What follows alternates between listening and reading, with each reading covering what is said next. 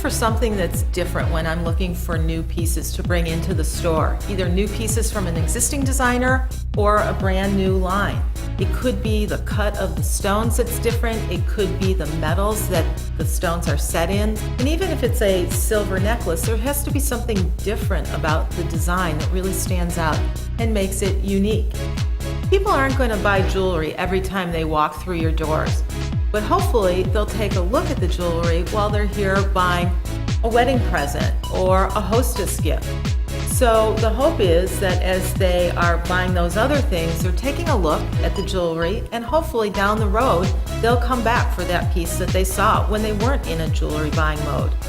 And then there are the chocolates. I mean, I don't know anybody else who's got some beautiful 18 karat gold jewelry sitting really close to some caramels that are sprinkled with sea salt or dark chocolate filled with black pepper. The store is named after my grandfather, Max, who owned a jewelry store in the Detroit area for over 54 years. So it's something that I was always around. This is actually a second career for me. I spent over 20 years in the high-tech industry, and people used to ask me all the time what I would do if I weren't doing what I was doing. And the answer was always easy. I always knew what it was, and that was I would open a jewelry store. I like to think of a lot of our jewelry as wearable art. We work really hard to find unique pieces, things that people aren't finding elsewhere. So I like to think that our product, more than anything, is what sets us apart. You couple that with our attitude here.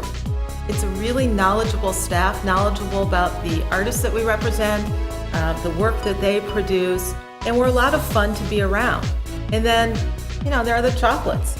I think it's really pretty cool that you can buy your chocolates, find chocolates from around the world, along with a beautiful piece of wearable art.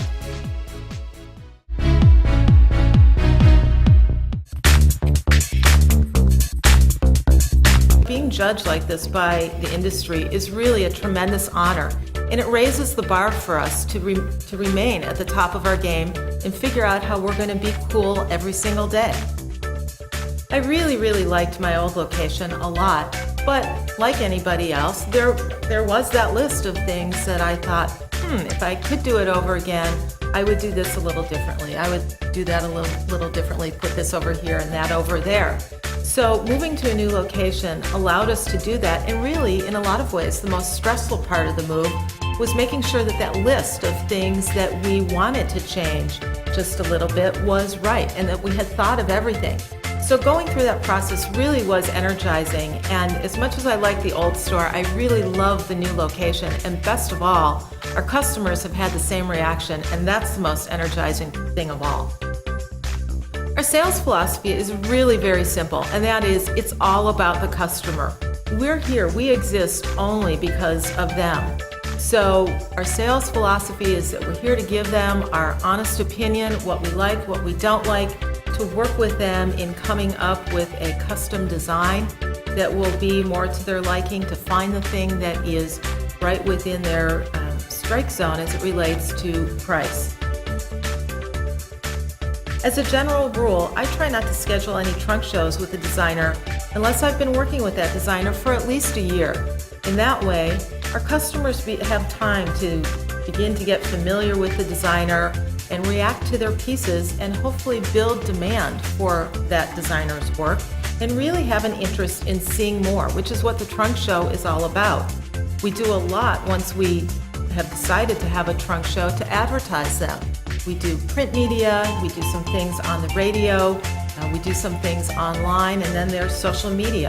Twitter, Facebook, our blog, all of those things are factored in. We really didn't change things up too much during the recession.